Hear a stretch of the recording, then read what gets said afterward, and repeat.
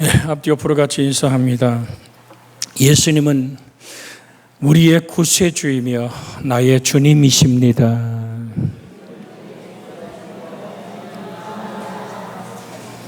예수님이 나의 구원자 되시기에 그는 성령으로 수태해야 됐고 마리아의 동정녀 마리아의 몸에 나셔야만 됐습니다. 마태복음 1장 17절까지를 우리가 나누면서 인간의 어떤 족보의 이야기라면 18절에서 25절까지는 예수 그리스도의 신성을 말하고 있습니다. 왜 예수님은 참 하나님이시며 참 사람이시고 참 사람이시지만 그는 참 하나님이시는 우리의 구원자이기 때문입니다. 구약 성경을 보면 아이를 가질 수 없었던 여인들이 하나님의 특별한 도움으로 기적같이 해산한 몇 가지의 경우를 우리는 찾아볼 수 있습니다. 성경은 종종 이렇게 말하죠. 아브라함의 하나님, 이삭의 하나님, 야곱의 하나님을 얘기합니다. 근데 아브라함이 이삭이 이 땅에 태어날 때 창세기 18장 11절에서 14절에 보면 아브라함과 사라는 나이 많아 늙었고 사라에게는 여성의 생리가 끊어졌는지라 사라가 속으로 웃고 이르되 내가 노쇠하였고 내 주인도 늙었으니 내게 무슨 즐거움이 있으리요. 여호와께서 아브라함에게 이르시되 사라가 왜 웃으며 이르기를 내가 늙었거늘 어떻게 아들을 낳으리요 하느냐. 여호와께 능하지 못한 일이 있겠느냐. 우리는 이 말씀 앞에 14절의 말씀을 한번 읽길 원합니다.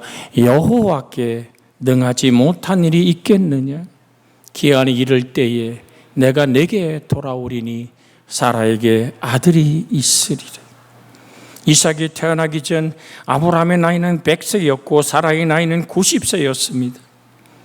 특별히 사라의 경우가 이미 오늘 정말로 여인으로서는 자식을 더 이상 가질 수 없는 모든 경수가 끊어진 불임 상태에 있는 상황이었는데 하나님 아브라함에게 네 아내 사라가 아들을 낳으리라고 오늘 창세기 18장 10절에 그렇게 말하고 있습니다. 그를 믿지 못하고 그냥 웃음 져버렸던 내년 이맘때 내가 반드시 내게 돌아오리니 내 아내 사라가에게 아들이 있으리라 하시니 사라가 그 장막 뒤에서 들었더라. 그러면서 꿍얼꿍얼 하는 거예요. 그것을 금방 우리가 11절부터 14절까지 말씀을 들려드린 거예요. 그런데 하나님은 분명히 오늘 14절에 이렇게 말씀하고 계십니다. 여호와께 능하지 못한 일이 있겠느냐? 왜 하나님은 그러면 기방줄 자식을 25년을 기다려서 100세가 되도록 75세에 부른 아브라함에게 자식 없던 그들에게 100세가 되어서 주셨을까요? 아브라함과 이삭과 야곱의 하나님, 바로 오늘 아이를 낳지 못하는 여인의 태를 하나님의 긍휼한 사랑으로 열어서 오늘 그리스도 예수가 하나님의 성령의 수태로 이 땅에 오실 것을 계시하고 계신 하나의 계보임을 우리는 만날 수 있습니다. 심지어 말입니다. 하나님께서는 친히 그 이름까지 지어주지 않습니까? 창세기 17장 19절에 보면 하나님이 이르시되 아니라 내 아내 사라가 내게 아들을 낳으리니 너는 그의 이름을 이삭이라 하라. 내가 그와 내 언약을 세우리니 그의 후손에게 영원한 언약이 되리라. 여러분, 이것이 아브라함의 믿음, 그것을 믿어서 하나님이 아브라함을 우로 여겼던 사건을, 아니 어떻게 처녀가 성령의 수태함으로 예수가 이 땅에 나올 수 있을까라는 수많은 의문들의 질문 앞에서 우리는 오늘 이 말씀을 기억하십시오. 창세기 18장 10절에 내 아내 사라가 아들이 있으리라 하신 그 하나님이 14절에 여호와께 능하지 못한 일이 있겠느냐? 하나님의 말씀을 인간의 짧은 지식과 경험으로 인간의 이 땅에 얄팍하게 쌓인 그 지혜로 이해하고 가둬두는 것이 아니라 그 말씀을 순종하고 다가갈 때 하나님의 역사는 우리를 붙들고 일하시는 줄로 믿습니다. 삼손의 경우도 같지 않습니까? 사사기 13장 2절로 3절에 그 소라 땅에 단지파의 가족 중에 마노아라 하는 자가 있더라. 그의 아내가 임신하지 못함으로 출산하지 못하더니 여호와의 사자가 그 여인에게 나타나서 그에게 이르시되 보라, 내가 본래 임신하지 못함으로 출산하지 못하였으나 이제 임신하여 아들을 낳을 것이라고 말하는데 그 아들이 바로 삼손이었습니다. 사무엘은 어떤가요? 한나가 단식하며 하나님을 향해서 그렇게 간절하게 하나님을 향해서 부르짖어 간구할 때 하나님은 오늘 그 엘가나와 한나에게 하나님은 자녀를 허락하셨는데 그 아들이 바로 사무엘이었습니다. 여러분, 성경에 우리가 이제 예수님과 연결된 사건을 보면 누가복음 1장 13절로 17절에 이런 얘기가 등장합니다. 천사가 이르되 그에게 이르되 사가랴야 무서워하지 말라. 너의 간구함이 들린지라 내 아내 엘리사벳이 내게 아들을 낳아 주리니 그 이름을 요한이라 하라. 여러분, 그 말씀 앞에 너도 기뻐하고 즐거워할 것이요 많은 사람도 그의 태어남으로 기뻐하리니 이는 그가 주 앞에 큰 자가 되며 포도주나 독한 술을 마시지 아니하여 모태로부터 성령의 충만함을 받아 이스라엘 자손의 주 곧 그들의 하나님께로 많이 돌아오게 하겠음이라. 그가 또 엘리야의 심령과 능력으로 주 앞에 먼저 와서 아버지의 마음을 자식에게 거스리는 자를 의인의 슬기에 돌아오게 하고 주를 위하여 세운 백성들을 준비하리라. 바로 구약에 예언되어 있는 그 엘리야가 먼저 올 것이 아닙니까? 라고 주님께 질문했던 제자들의 질문의 이야기를 미리 오늘 천사는 사가랴에게 해주고 있습니다. 세례 요한이라는 이 아들을 통해서 예수 그리스도의 길에 평탄케 가는 첩경을 여는 하나님의 사람으로 쓰일 거다라고 구체적인 설명 앞에 18절 한번 읽어볼까요? 누가복음 1장 18절에 사가랴가 뭐라고 대답합니까? 사가랴가 천사에게 이르되 내가 이것을 어떻게 할리요? 내가 늙고 아내도 나이가 많으니이다. 자기 고집을 부려요. 나이가 들면 낙나귀 같은 고집이 있다 그렇잖아요. 이제 그의 믿음 없음을 사가랴를 향한 하나님의 목소리는 하나님의 뜻을 취소하는 것이라 그의 응답을 없애버리는 것이 아니라 네가 네 아들이 날 때까지 벙어리가 될 거야. 이 지성소에서 하나님께 1년에 한 번 드는 대제사장으로 속죄제를 드리던 이 사가랴가 그곳에서 머뭇머뭇하자 놀라운 영광을 보았다고 생각해 나오자마자 입이 다물어진 거예요. 그랬더니 그가 돌아가서 엘리사벳에게 하나님의 놀라운 축복의 씨가 생길 때 사람들이 얼마나 웃었을까요? 한번 생각해 보세요. 예를 드는 거예요. 만약에 우리 배수봉 권사님이 아이를 가졌다 그러면 어떨까요? 벌써 여러분이 하고 계세요. 배 권사님은 아니 왜 내가 갑자기 애를 갖냐 그럴지 뭐. 바로 엘리사벳의 사건이 그런 사건이거든요. 근데 그 집에는 자식이 없었어요. 세상에 올레꼴레리 하다가 하나님의 은혜네, 저 말 못하는 거 봐, 뭔가 있던 거야. 아들을 낳고 그 이름을 아버지 이름을 따라 사가랴라고 질라 그럴 때 오늘 석파를 달라 그러더니 요한이라고 이름 쓸 때 입이 풀리기 시작하며 이 얘기가 공개되기 시작합니다. 오늘 사랑하는 여러분, 이사야 54장 1절에 보면 잉태하지 못하며 출산하지 못한 너는 노래할지어다. 산고를 겪지 못한 너는 외쳐 노래할지어다. 이는 홀로 된 여인의 자식의 남편에 있는 자식보다 많음이라 여호와께서 말씀하셨느니라. 이 말씀이 임신할 수 없었던 한 여자가 하나님의 특별한 은혜로 임신하게 했던 이 사실은 우리의 구원과 깊은 관계가 있기 때문에 우리는 이 말씀에 주목하지 않을 수가 없는 것입니다. 불가능할 수 없는 탄생, 이 말씀을 오늘 우리는 같이 나누기를 원하는 겁니다. 사랑하는 여러분, 사람에게는 불가능이 있습니다. 그 불가능은 여러 가지 면에서 많이 나타납니다. 그러나 하나님에게는 불가능이 없습니다. 이사야서 45장 12절에 보면 내가 땅을 만들었고 그 위에 사람을 창조하였으며 내가 내 손으로 하늘을 펴고 하늘의 모든 군대에게 명령하였노라고 하나님은 전능한 당신을 드러내기 시작합니다. 오직 주는 여호와시라 하늘과 하늘들의 하늘과 이루올 성신과 땅과 땅 위의 만물과 바다와 그 가운데 모든 것을 지으시고 다 보존하시오니 모든 천군이 주께 경배하리이다라고 느헤미야 9장 6절에는 말씀하고 있습니다. 여러분, 사람을 누가 지었어요? 하나님이 지으셨지요. 창세기 2장 7절에 보면 하나님 여호와 하나님이 땅의 흙으로 사람을 지으시고 생기를 그 코에 불어넣으시니 사람이 생명이 되니라.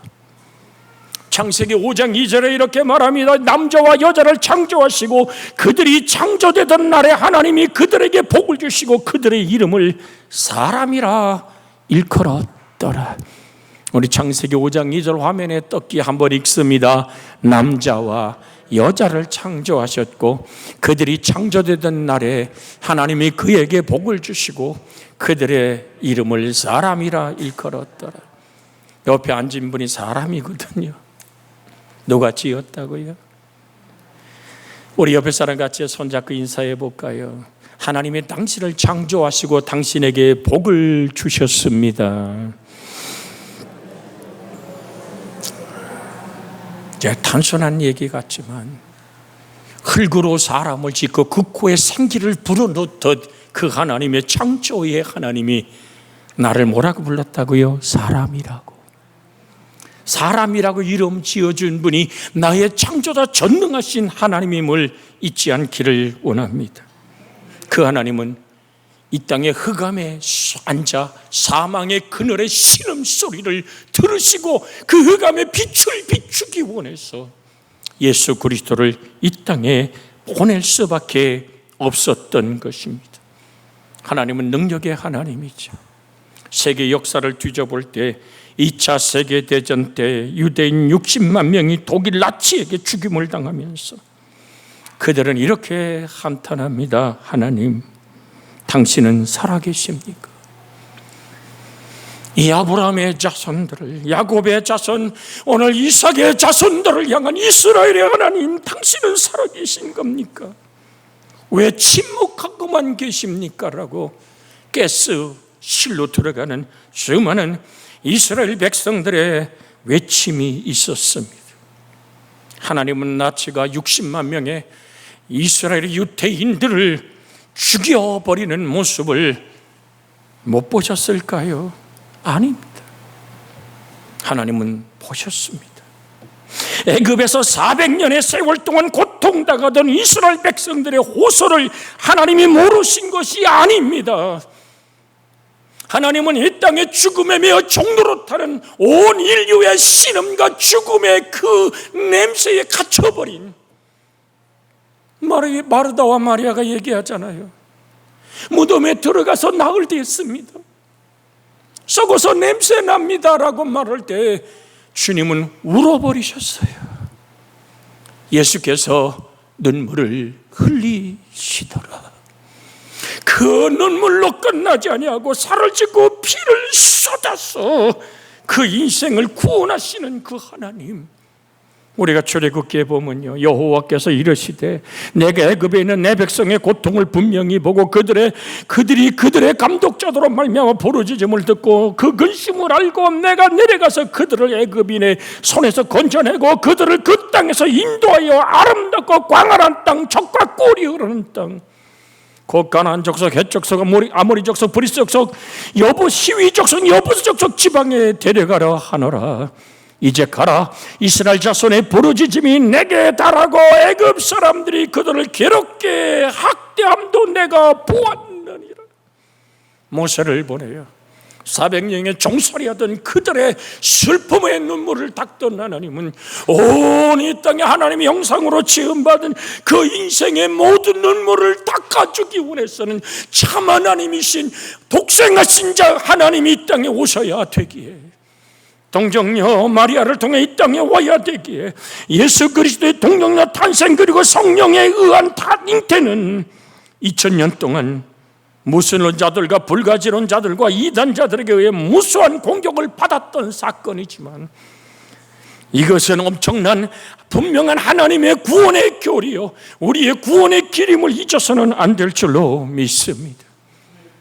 하나님, 그는 전능한 창조자다. 이걸 여러분에게 강조해 드리는 이유는 성령의 숫대는 창조자의 손에서 가능한 일임을 확인하기를 주의 이름으로 부탁을 드립니다.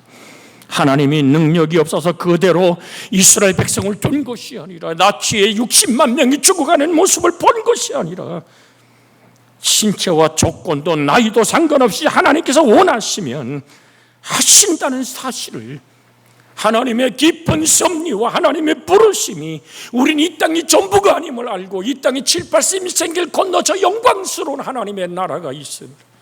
우린 창세 전에 시구라는 별이 만들어져 태양을 중심에서 자전하고 공존하기 전부터 우리는 예수 그리스도의 택함을 받았던 우리의 본질이 하나님의 품 안에 있었던 생명임을 잊지 않기를 주의 이름으로 부탁을 드립니다. 나를 지으시니가 하나님, 나를 세상에 보내시니가 하나님, 내 생명을 7, 8세미 생길 짧은 오늘 새벽에 나눴습니다. 너희 인생이 무엇이야? 잠깐 있다가 없어지는 안개가 아니더냐? 내가 무엇을 그렇게 이 땅에 만년을 살 것처럼 100년을 살 것처럼 계획하더냐? 사랑하는 여러분, 주님의 섭리에 이끌려가는 여러분과 제가 되어지기를 주 예수의 이름으로 축복해 드립니다.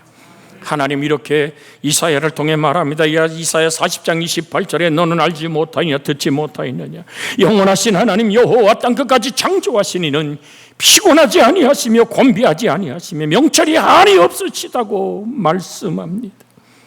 심지어 창세기 77장 1절에는 아브라함이 90세에 여호와께서 아브라함에게 나타나서 그에게 이르되 나는 전능한 하나님이라, 너는 내 앞에서 행하여 완전하라고 명령하심. 나는 전능한 하나님이라, 너는 내 앞에 행하여 완전하라고.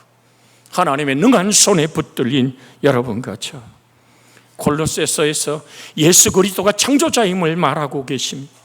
골로새 1장 15절에서 17절의 말씀, 여러분이 오늘 성경을 펴서 좀 찾아서 읽기를 원합니다. 물론 화면에 띄우죠.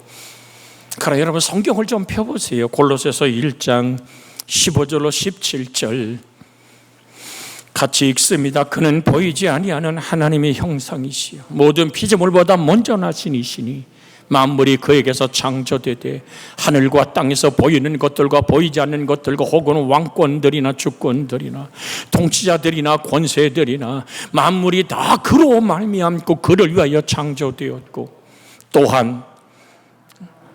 또한 그가 만물보다 먼저 계시고 만물이 그 안에 함께 섰느니라.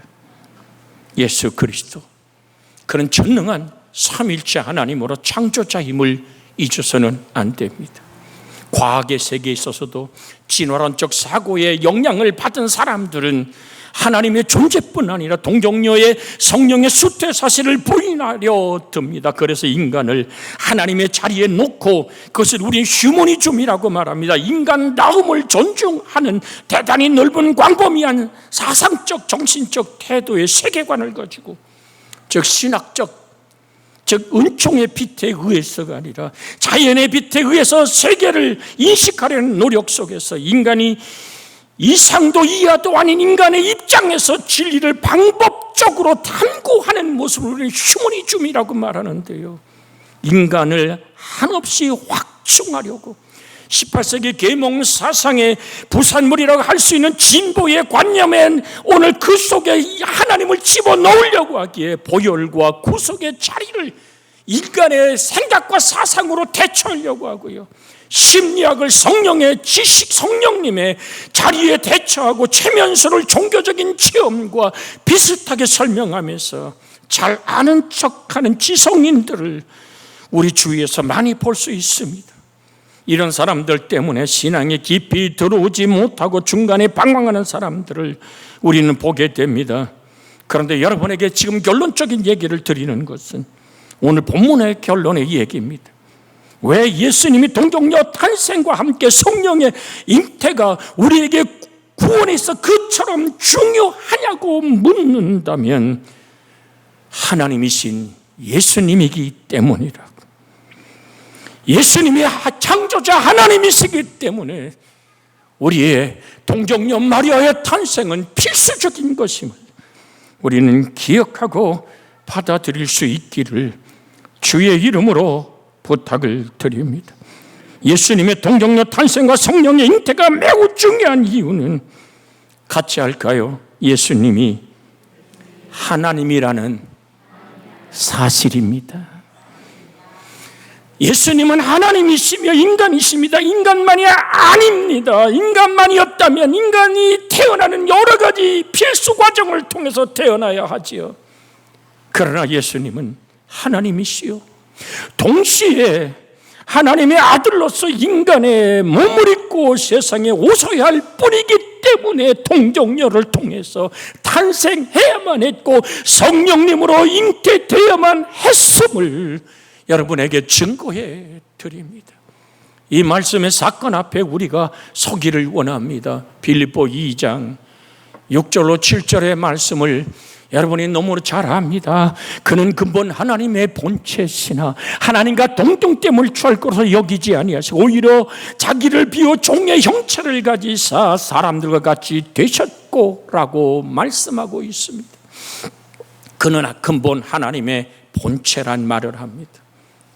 이 모르펜이라는 헬란 말을 씁니다.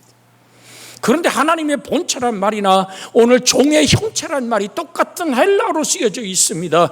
오늘 모르펜이란 단어가 똑같이 쓰여 있습니다. 영어로 말하면 이건 에센스란 말입니다.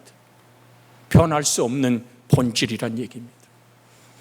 그래서 예수 그리스도는 변할 수 없는 전능한 하나님이시요, 예수 그리스도는 참 사람 되어 그의 보혈의 피만이, 죄 없는 예수 그리스도의 피만이 우리의 죄를 씻고, 오늘도 우리는 떡과 잔을 나누며 예수 그리스도의 생명의 하나됨 역사 안에서 예수님의 생명의 삶만이, 예수님의 생명의 피만이 나로 하나님과 하나 되게 하는 영생의 생명의 떡이여 참 음료라고 요한복음 6장에 계속 말씀하던 하나님의 목소리를 기억하시기를 주의 이름으로 부탁을 드립니다.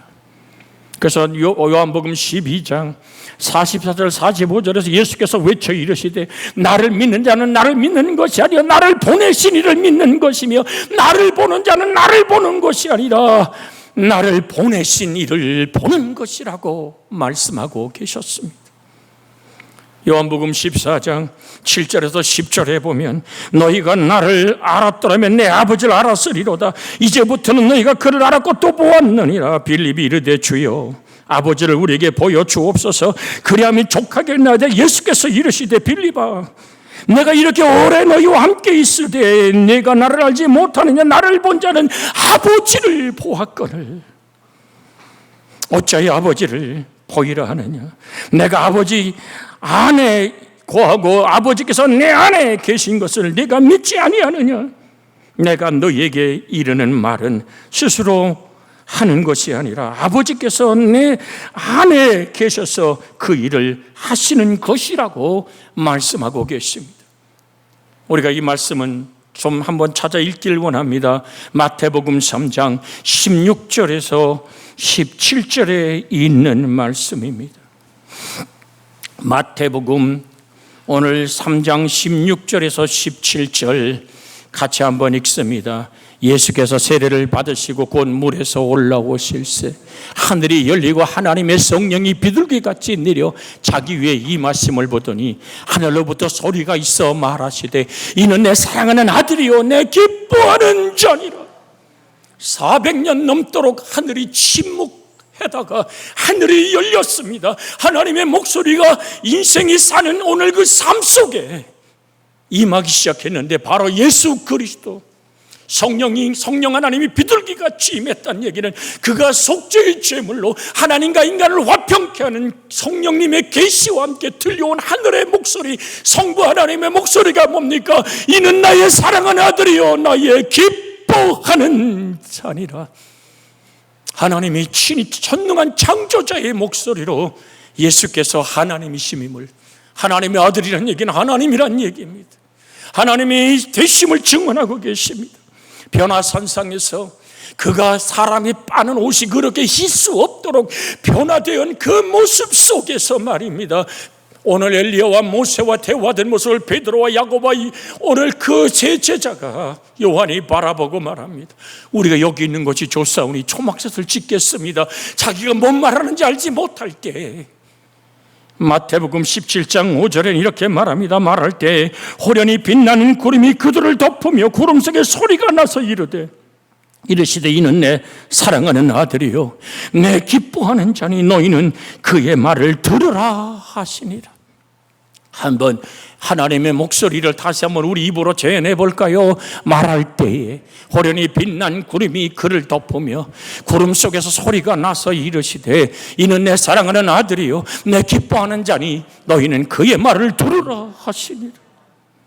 사랑하는 여러분, 그러나 심지어 슈바이처를 포함해서 많은 사람들이 예수님께서 하나님의 아들임을 믿을 수가 없기 때문에 예수님을 위대한 성자여 스승이여 인류의 역사상 최고의 인간으로 설명하려고 하고 있습니다.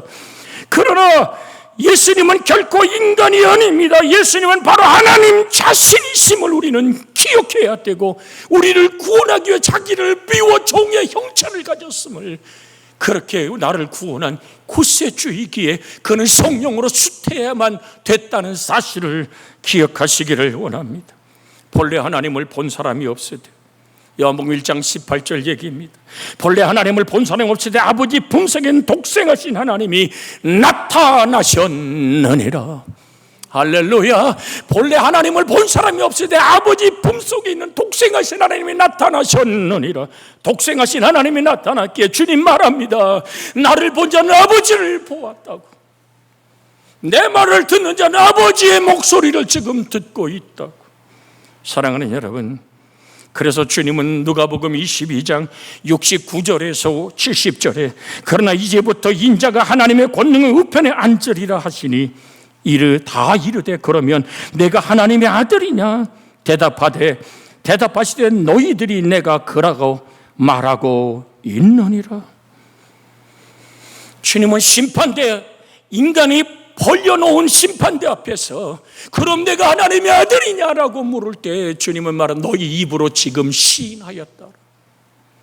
요한복음 10장 28절에서 30절에는 내가 그들에게 영생을 주노니 영원히 멸망치 아니할 것이요 또 그들을 내 손에서 빼앗을 자가 없느니라. 여러분과 저에게 하나님은 영원한 생명을 주고 여러분과 저를 하나님의 능한 손에 붙들고 말합니다. 너를 내 손에서 빼앗을 자가 없다. 할렐루야. 오늘 화면에 떴게 읽습니다. 그를 주신 내 아버지는 만물보다 크시며 아무도 아버지 손에 빼앗을 수 없느니라. 지금 드리는 얘기는 30절의 핵심입니다. 나와 아버지는 하나이니라 하신대. 내가 곧 하나님이다. 내가 너를 위해 살을 찢고 피를 쏟았고 너를 위해 부활의 승리로 다가와 죽음을 몰아내버리고 누구든지 예수 믿으면 멸망치 않고 영생을 얻는 바로 아버지 너희가 부르는 성부 하나님과 나 예수는 하나다. 나는 곧 하나님이라고 말씀하신 우리 구원자 예수 그리스도, 그 안에 여러분과 제가 있음을 확인하고 오늘도 주께 감사하는 영혼들이 되어지기를 주의 이름으로 축복해 드립니다. 이 말씀 붙잡고 하나님의 손에서 나를 빼앗을 자가 없는 구원자의 손길이 그 십자가에 못 박힌 주님의 보혈의 손으로 나를 오늘 붙들고 계신 하나님을 만나기를 원합니다. 주여, 자비하신 아버지 하나님, 오늘도 우리는 하나님 예수께서 하나님이시기에 예수님의 동정녀 탄생과 성령 하나님의 잉태가 중요한 이유는 예수님이 나의 하나님이시기에 그는 전능한 창조자이기에 그는 보이지 않는 하나님의 형상이여 모든 피조물보다 먼저 나시니니 만물이 그에게서 창조되고 하늘과 땅에서 보이는 것들과 보이지 않는 것들과 혹은 왕권들이나 주권들이나 통치자들이나 권세들이나 만물이 다 그로 말미암아 그를 위하여 창조되었고 또한 그가 만물보다 먼저 계시고 만물이 그와 함께 섰는 이 놀라운 역사가 우리가 하나님의 손에 붙들려 오늘도 못 박힌 피 묻은 손으로 우리를 움켜잡고 말합니다. 내가 너에게 영원한 생명을 주노라. 너를 내 손에서 빼앗을 자가 없으며 너를 준 그분은 전능한 창조자 성부 하나님인데 그 손에서도 빼앗을 자가 없으면 아버지와 내가 하나라고 선포하는 예수 그리스도의 사건 앞에서 우리가 영원한 생명과 진정한 자유를 얻게 하옵소서. 남자와 여자를 창조하고 그들이 창조되던 날에 하나님이 그들에게 복을 주시고 그들의 이름을 사람이라 일컫던 우리 하나님의 은혜 안에 우리가 오늘도 세워지게 하옵소서. 우리 주 예수의 보내신 성령 하나님이 놀랍게 우리에게 불어와 거듭남의 눈물의 울음이 우리 속에 일어나게 하여 주시옵소서. 구주 예수님의 이름으로 기도하옵나이다. 아멘.